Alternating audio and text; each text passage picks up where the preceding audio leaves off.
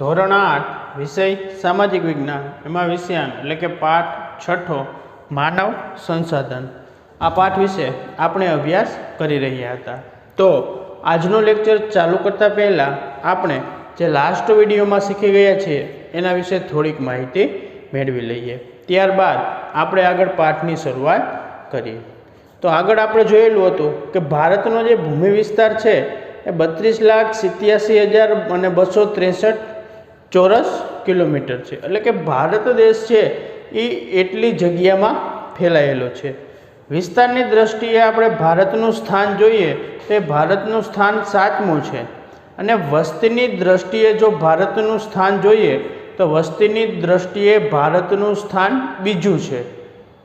પહેલા નંબરે ચીન આવે છે અને બીજા નંબરે ભારત આવે છે, કે આપણા કરતાં પણ ચીનમાં વધારે વસ્તી જોવા મળે છે અને ત્યારબાદ ભારતમાં।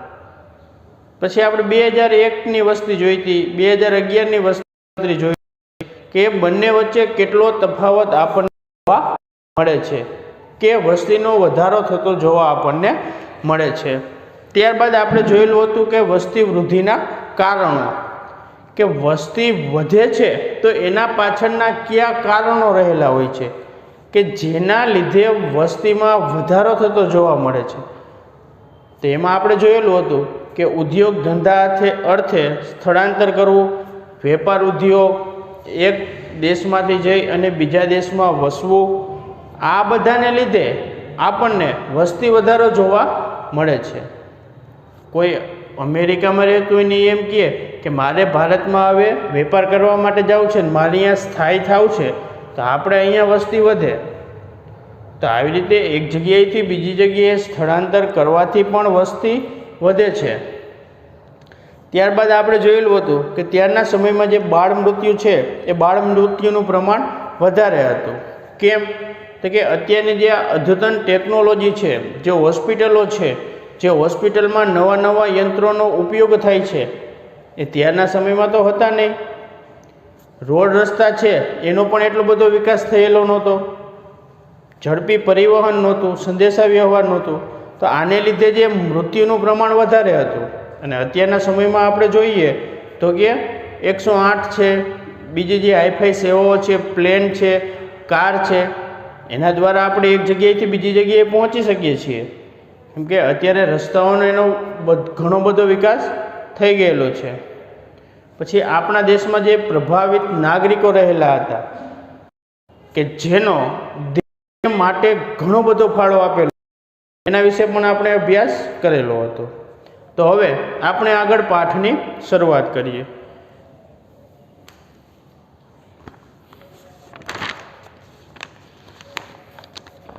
તો હવે ત્યારબાદ આવે છે આટલું જાણો, તો કે બાળ લગ્ન પ્રતિબંધ ધારા મુજબ પુરુષની ઉંમર 21 વર્ષ અને સ્ત્રીની ઉંમર 18 વર્ષ લગ્ન માટે નક્કી થયેલ છે।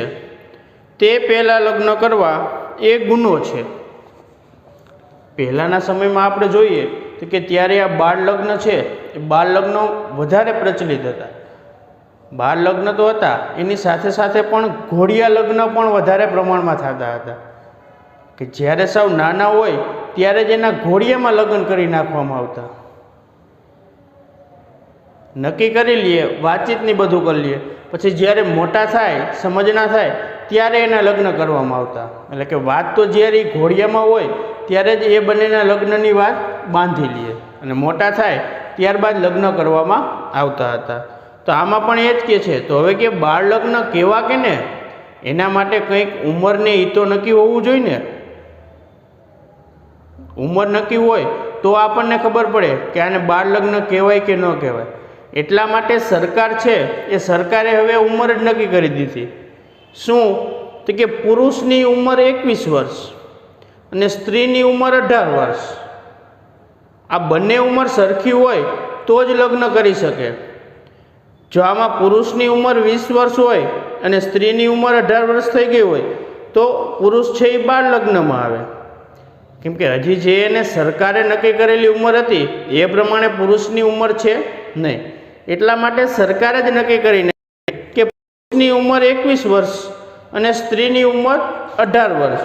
તો આ લગ્ન માટે નક્કી થયેલ છે અને એ પહેલાં લગ્ન કરવા એ ગુનો છે, એટલે કે બાળ લગ્ન ગુના અંતર્ગત એમાં તમને જે સજા કરવામાં આવતી હોય એ તમને સજા કરવામાં આવે છે.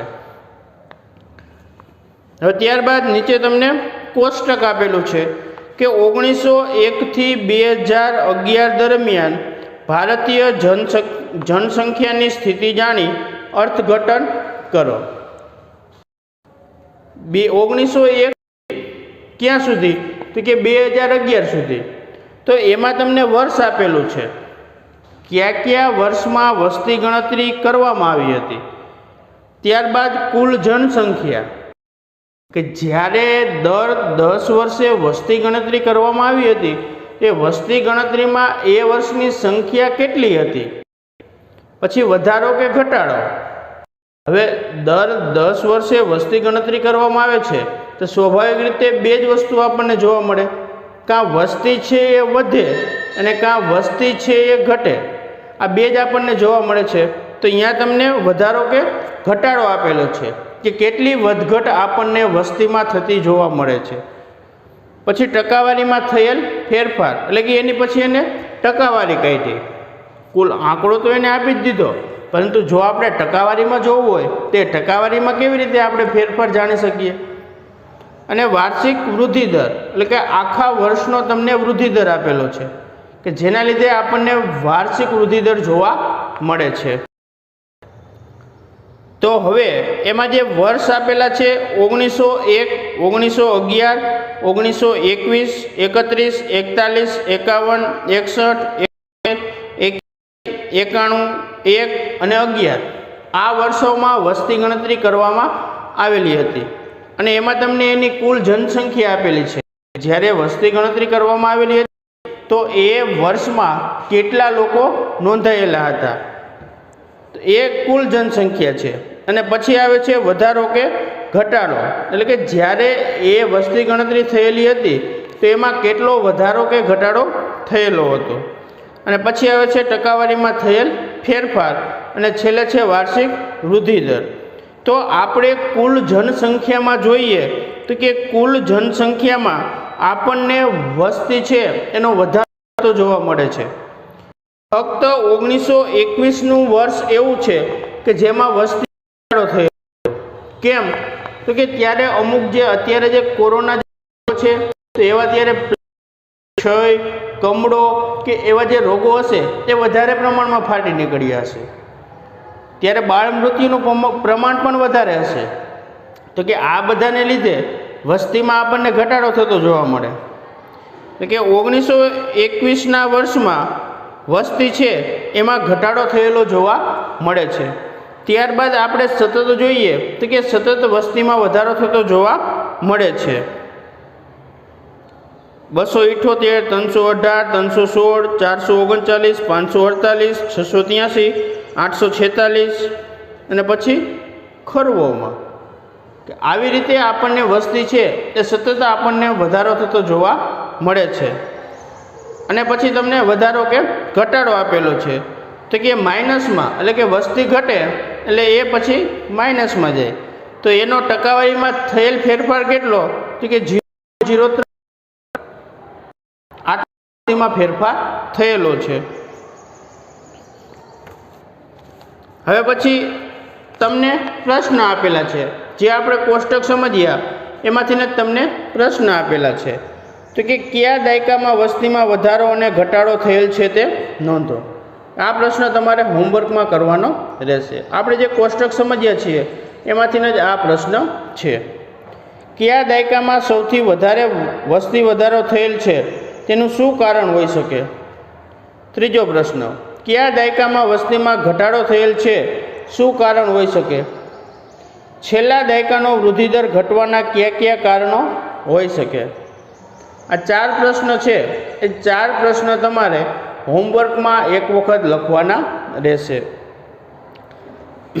હવે આવે છે વસ્તી ગીચતા. હવેનો નવો ટોપિક આવે છે એ છે વસ્તી ગીચતા.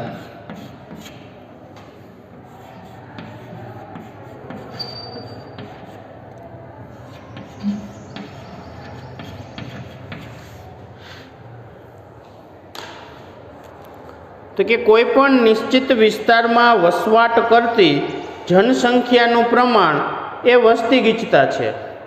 કોઈ નિશ્ચિત વિસ્તારમાં આપણે નક્કી કરેલો હોય એ વિસ્તાર અથવા નિશ્ચિત વિસ્તાર, તો કે એમાં જે વસવાટ કરતી એટલે કે ત્યાં જે રહેતા લોકોની જનસંખ્યાનું પ્રમાણ એ વસ્તી ગીચતા છે.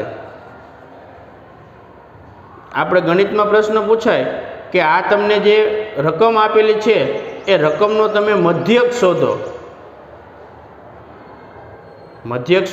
એટલે એમાં તમે આપેલ પ્રાપ્તાંકોનો સરવાળો કરો અને નીચે n એટલે કે આપેલ પ્રાપ્તાંકોની સંખ્યા લખો તમે. એટલે એનો તમે જે સરવાળો કરી અને ભાગાકાર કરો તેનો જે જવાબ આવે એ મધ્યક આવે.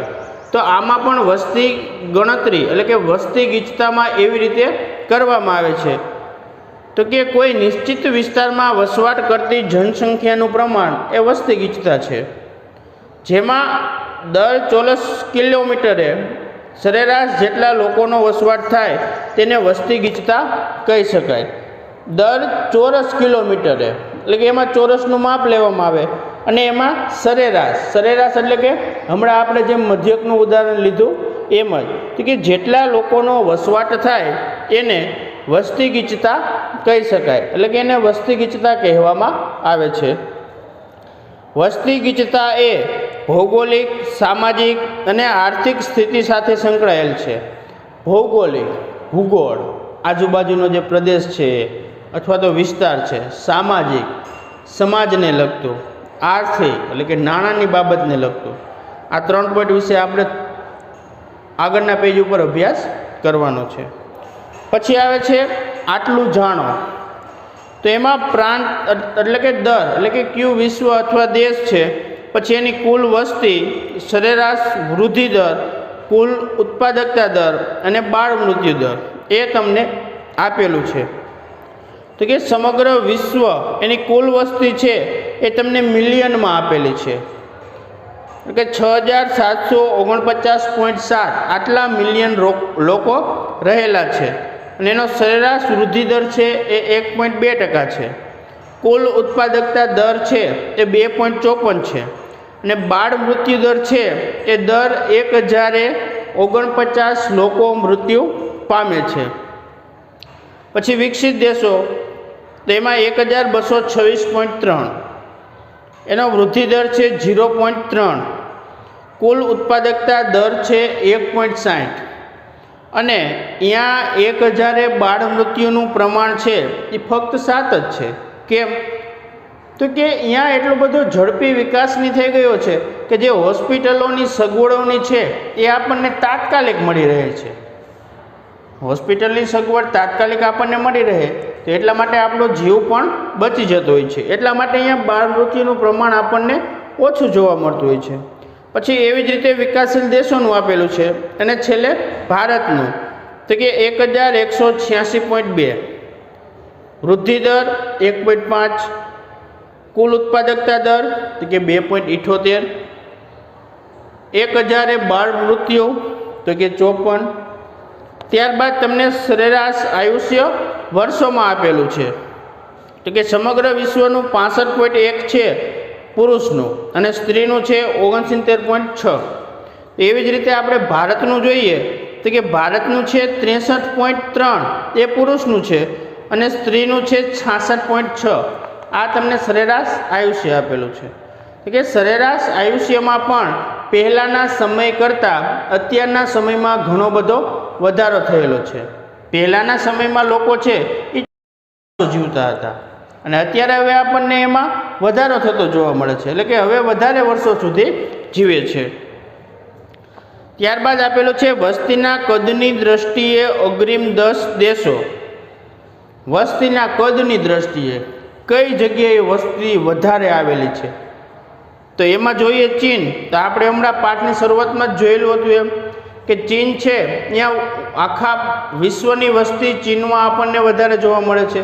તો સૌપ્રથમ આવે છે ચીન, પછી ભારત, પછી US, Indonesia, Brazil, Pakistan, Nigeria, Bangladesh, Russia અને જાપાન.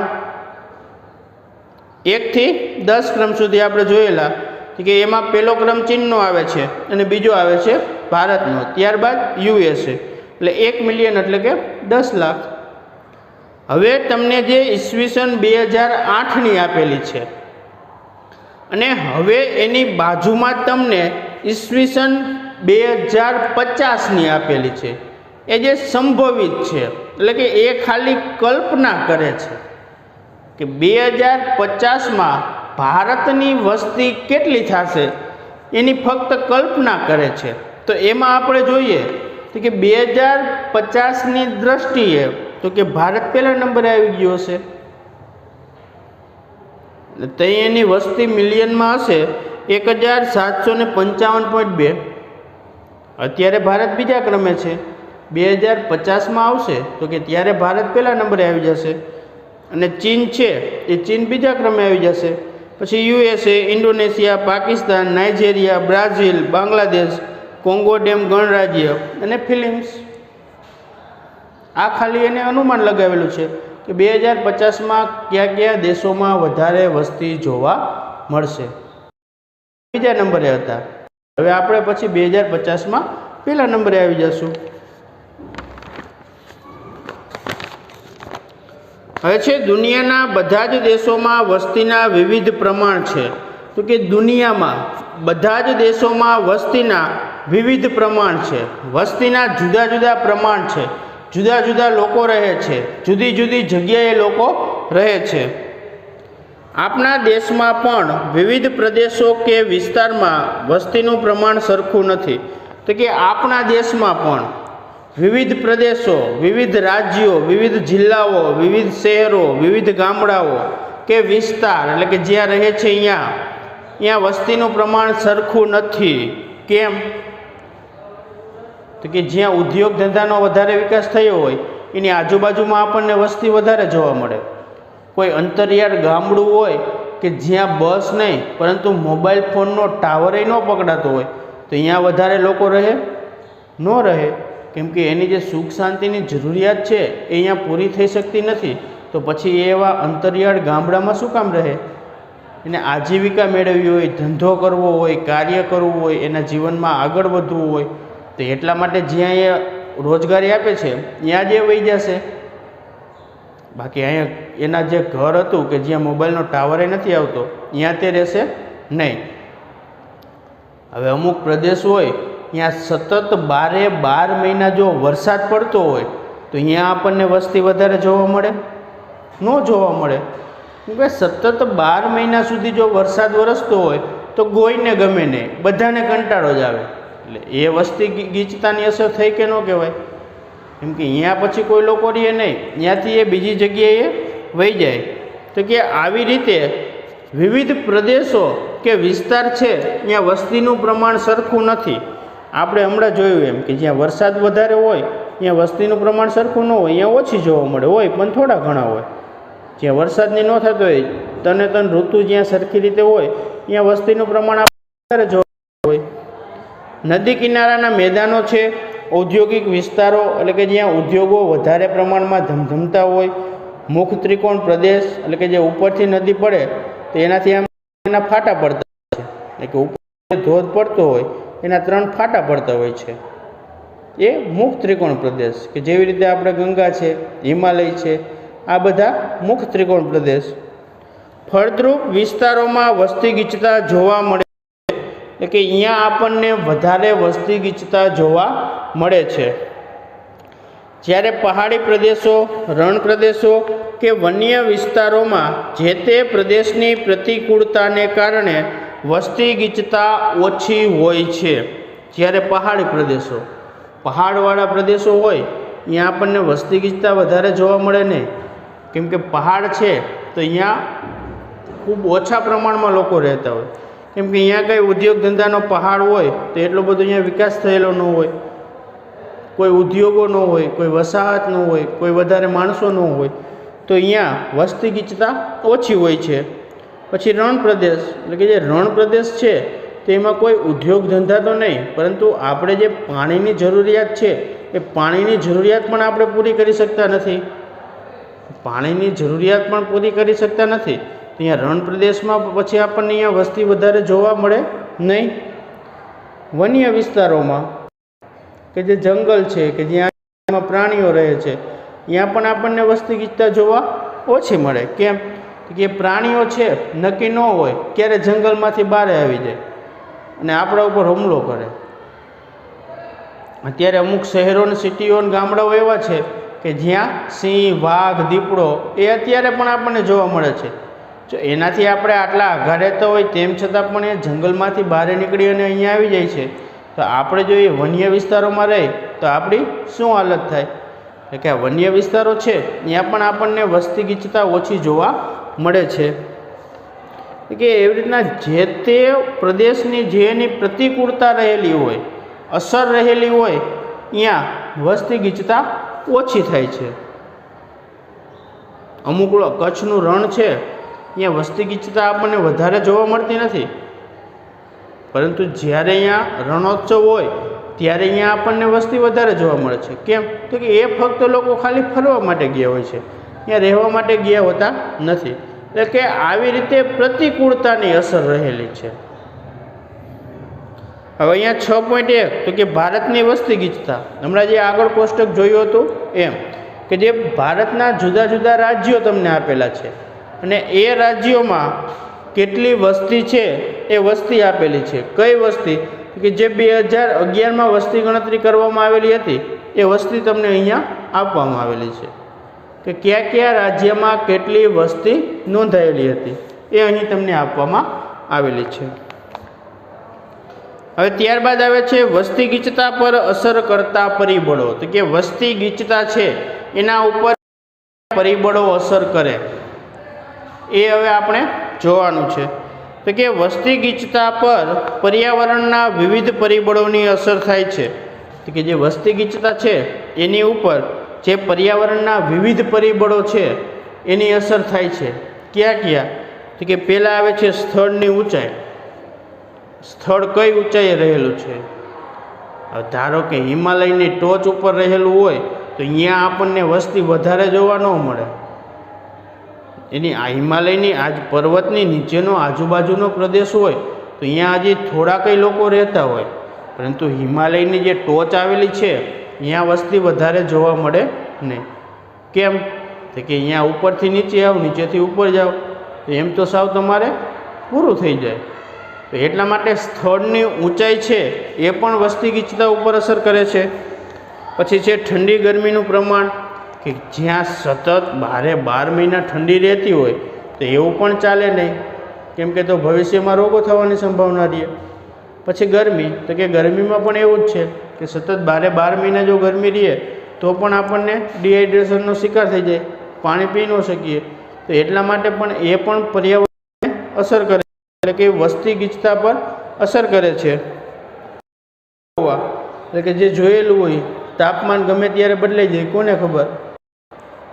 આપણે પણ અનુભવીએ છીએ કે જ્યારે શિયાળો હોય તો શિયાળામાં ક્યારેક ઉનાળો પણ આવી જતો હોય છે અને શિયાળામાં ક્યારેક આપણને ચોમાસાનો પણ અહેસાસ થતો જોવા મળતો હોય છે. પછી ભૂપૃષ્ઠ, એટલે કે જુદી જુદી જમીન છે. હવે કે જે જમીનમાં તમે કંઈ વાવો છો અને એ ઉગતું જ નથી તો તમે અહીંયા રહ્યો નહીં. એટલે કે આવી રીતે ભૂપૃષ્ઠ એ પણ વસ્તી ગીચતા પર અસર કરે છે.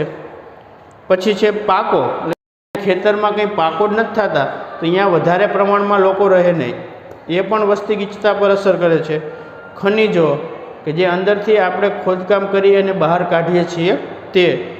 પાણી છે એ તો આપણી જીવન જરૂરિયાતની મુખ્ય ચીજ વસ્તુ, એટલે કે જ્યાં પાણી હોય ત્યાં જ આપણે મોટા ભાગે રહેતા હોઈએ છીએ, બાકી ક્યાંય આપણે રહેતા હોતા નથી. તેની પ્રાપ્તિ ઉપરાંત પછી છે ઉર્જા, કે જ્યાંથી આપણે ઉર્જા મેળવી શકીએ તો એ પણ વસ્તી ગીચતા પર અસર કરે છે. પછી છે તે ઉપરાંત પરિવહન, એક જગ્યાએથી બીજી જગ્યાએ જવું. હવે અમુક ભારતનું એક એવું અંતરિયાળ ગામડું હોય કે જ્યાં કોઈ દિવસ બસ ન જતી હોય, બાઇક ન જતી હોય, ગાડી ન જતી હોય, તો એવા જગ્યાએ આપણને વસ્તી ગીચતા વધુ જોવા ન મળે ને, ઓછી જોવા મળે. અને ધીમે ધીમે એ લોકો પણ બીજા શહેરમાં અથવા ગામડામાં અહીંયા ટ્રાન્સફર થઈ જાય તો એ પણ વસ્તી ગીચતા ઉપર અસર કરે છે. કેમ? કે ગમે ત્યારે ઇમરજન્સી હોય ને અમારે એક જગ્યાએથી બીજી જગ્યાએ જવું હોય તો અમે કઈ રીતે જઈ શકીએ? તો કે આ પરિવહન એ પણ અસર કરે છે. સંદેશા વ્યવહાર સુવિધા, સંદેશા વ્યવહાર આપણે એ જગ્યાએ સંદેશો મોકલી જ ન શકીએ. અત્યારે ભારતમાં પણ હજી અમુક એવા ગામડાઓ રહેલા છે કે જ્યાં આપણે ટેલિફોન એટલે કે મોબાઈલથી ફોન કરવો હોય તો એકેય કંપનીના નેટવર્ક નથી આવતા. ઇમરજન્સી ક્યારેક કામ હોય અને આપણે ફોન કરવો હોય તો નેટવર્કમાં જ ન હોય, તો એ સંદેશા વ્યવહાર પણ અસર કરે છે. શિક્ષણ કે અમુક એવા ગામડાઓની હોય તો કે અહીંયા શિક્ષણની સુવિધા જ ન હોય, 1 થી 8ના વર્ગો પણ ન હોય, તો અહીંયા લોકો વધારે પ્રમાણમાં રહીએ નહીં. તો એની આજુબાજુનો જે પ્રદેશ છે જ્યાં ઉચ્ચ અભ્યાસ માટેની વ્યવસ્થા છે, જ્યાં સંદેશા વ્યવહાર અથવા તો જે પરિવહનની વ્યવસ્થા છે, તો એવા લોકોએ વધારે પ્રમાણમાં રહીએ. કેમ કે છોકરાઓને સ્કૂલે જવું હોય તો એ પરિવહન દ્વારા જઈ શકે છે. તો એટલા માટે શિક્ષણ છે એ પણ વસ્તી ગીચતા ઉપર અસર કરે છે. ત્યારબાદ આરોગ્ય છે. આરોગ્ય કે અમુક એવા અત્યારના સમયમાં પણ અંતરિયાળ એવા ગામડાઓ રહેલા છે કે જ્યાં 108 પણ પહોંચી શકતી નથી. કેમ તો કે એ અંતરિયાળ હોય છે, ફોન દ્વારા કહેવામાં આવે પણ નેટવર્ક ન હોવાને લીધે વાતચીત થઈ શકતી નથી. એટલે કે આવી રીતે આરોગ્ય પણ છે. પછી છે ઔદ્યોગિકીકરણ કે અત્યારના સમયમાં જે ઉદ્યોગોનો ઘણો બધો વિકાસ થયેલો છે તે રોજગારીની તકો એટલે કે જ્યાં રોજગારી વિપુલ પ્રમાણમાં વધારે પ્રમાણમાં મળતી હોય તો અહીંયા આપણને વસ્તી વધારો વધારે જોવા મળે. જ્યાં ઉદ્યોગો જ ન હોય, કંઈ કામ જ ન હોય તો અહીંયા આપણને વસ્તી ગીચતા વધુ જોવા મળે નહીં, અહીંયા આપણને જોવા મળે. શહેરીકરણ તેમજ અદ્યતન ટેકનોલોજી આર્થિક વિકાસ વૃદ્ધિ પણ વસ્તી ગીચતા સાથે સંકળાયેલ છે. શહેરીકરણ તો કે અત્યારે ગામડાઓમાં એટલી બધી સુખ સુવિધાઓ નથી, એની બદલે શહેરીકરણ છે એ શહેરીકરણમાં આપણને વધારે વસ્તુઓ જોવા મળે છે. એટલા માટે અત્યારના આ સમયમાં શહેરીકરણ છે એ વધારે પ્રમાણમાં થયેલું છે. શહેરોનો ખૂબ વિકાસ થયેલો છે અને ગામડાના લોકો છે એ શહેરો પ્રત્યે આકર્ષાય છે, એટલે એ બધા લોકો શહેરોમાં રહેવા જાય છે. કેમ તો કે અહીંયા જે સુખ સુવિધાઓની છે ત્યાં શહેરોમાં આપણે સંતોષી શકીએ છીએ. એટલા માટે ગામડાના લોકો પણ હવે શહેરોમાં રહેવા માટે જાય છે. અદ્યતન ટેકનોલોજી કે અત્યારના સમયમાં જે નવી નવી ટેકનોલોજી આવે છે, નવા નવા યંત્રો આવે છે, તો એનો હજી ગામડામાં વિકાસ થયેલો નથી, ગામડામાં પહોંચ્યા નથી, પરંતુ શહેરમાં તો એ ક્યારના આવી ગયા છે. એટલે કે આવી જે નવી નવી ટેકનોલોજી છે એ વધવાને લીધે પણ અહીંયા વસ્તી ગીચતા પણ સાથે સંકળાયેલ છે. જ્યાં કંઈ ગામડામાં આપણને નવી ટેકનોલોજી જોવા નથી મળતી તો અહીંયા વસ્તી ગીચતા આપણને વધારે જોવા મળે નહીં. કેમ તો કે અહીંયા કંઈ એટલો બધો વિકાસ જ થયેલો નથી, તો અહીંયા પછી શું કરે? એટલા માટે એ શહેરો તરફ આકર્ષાય છે અને અહીંયા રહેવા માટે જાય છે. હવે છે આટલું જાણીને તેના કારણો વિચારો. તો કે વસ્તીમાં ટોપ 5 જિલ્લાઓ એટલે કે વસ્તીમાં ટોપ 5 એટલે કે પહેલા 5 જિલ્લાઓ ક્યાં આવેલા છે? તો કે પહેલો છે અમદાવાદ, બીજું છે સુરત, ત્રીજું છે વડોદરા, ચોથું છે રાજકોટ અને પાંચમું છે બનાસકાંઠા. તો અહીંયા તમને પુરુષો, મહિલાઓ અને કુલ આ 3 વસ્તુઓ આપેલી છે. તો કે એમાં અમદાવાદમાં 37,83,050 પુરુષો હતા, તો 34,01,150 મહિલાઓ હતી, કુલ મળી 72,04,200 થયેલ છે. તો આવી રીતે ગુજરાતના જે 5 જિલ્લાઓ આવેલા છે તો એ કયામાં વસ્તી વધારે હતી એનું તમને અહીં કોષ્ટક આપવામાં આવેલું છે. હવે આવે છે એની બાજુમાં જ વસ્તી ગીચતામાં ટોપ 5 એનું ક્ષેત્રફળ અને એમાં કઈ જગ્યાએ સૌથી વધારે વસ્તી છે એનું તમને આપેલું છે. તો કે વસ્તી ગીચતામાં સુરત આવે છે 1,376, બીજું અમદાવાદ 890, ત્રીજું આણંદ 711, ચોથું ગાંધીનગર 660 અને પાંચમું નવસારી 602. કે આમાં કેટલી વસ્તી ગીચતા આપણને જોવા મળે છે એ અહીં કોષ્ટક દ્વારા તમને દર્શાવેલું છે. હવે આવે છે સૌથી વધારે વસ્તી ધરાવતા 5 રાજ્યો. ઉપર જોયું એ આપણે ગુજરાતના જિલ્લાઓનું જોયું. તો કે હવે ભારત દેશના જે રાજ્યો આવેલા છે એ રાજ્યો જોઈએ તો કે એમાં સૌથી વધારે વસ્તી ઉત્તર પ્રદેશ, મહારાષ્ટ્ર, બિહાર, પશ્ચિમ બંગાળ અને આંધ્રપ્રદેશ. અહીંયા આપણને વસ્તીનું પ્રમાણ ખૂબ વધારે જોવા મળે છે. ત્યારબાદ સૌથી ઓછી વસ્તી ધરાવતા 5 રાજ્યો તથા કેન્દ્ર શાસિત વિસ્તારો. તો એમાં પહેલું આવે છે લક્ષદ્વીપ ટાપુઓ, દમણ અને દીવ, દાદરા અને નગર હવેલી, અંદમાન નિકોબાર ટાપુ અને સિક્કિમ. આપણને પણ ખબર છે કે જ્યાં ટાપુ છે તો અહીંયા આપણને વસ્તીનું પ્રમાણ સાવ ઓછું જોવા મળતું હોય છે. એ ક્યારેક ક્યારેક નેટવર્કનો પણ અભાવ હોય છે. એ જગ્યાએ આપણે પહોંચવું હોય તો અહીંયા પણ આપણે પહોંચી શકતા નથી. તો એટલા માટે અહીંયા વસ્તી છે એ વસ્તી આપણને ઓછી જોવા મળે છે. તો વિદ્યાર્થી મિત્રો, અહીંયા આ લેક્ચર આપણે પૂરો કરીએ છીએ. તમારે આજના હોમવર્કમાં જે તમને કીધેલ છે 4 પ્રશ્ન, જે આપણે કોષ્ટક સમજ્યા 1901 થી 2011 દરમિયાન ભારતીય જનસંખ્યાની સ્થિતિ જાણી અર્થઘટન કરો. તો એમાં જે 4 પ્રશ્ન આપેલા છે, પ્રશ્ન તમારે એક વખત રફ લખી અને પાકા કરવાના રહેશે. હવે પછીનો જે આગળનો પાઠ છે એ આપણે નેક્સ્ટ વિડીયોમાં આગળના પાઠ વિશે અભ્યાસ કરીશું.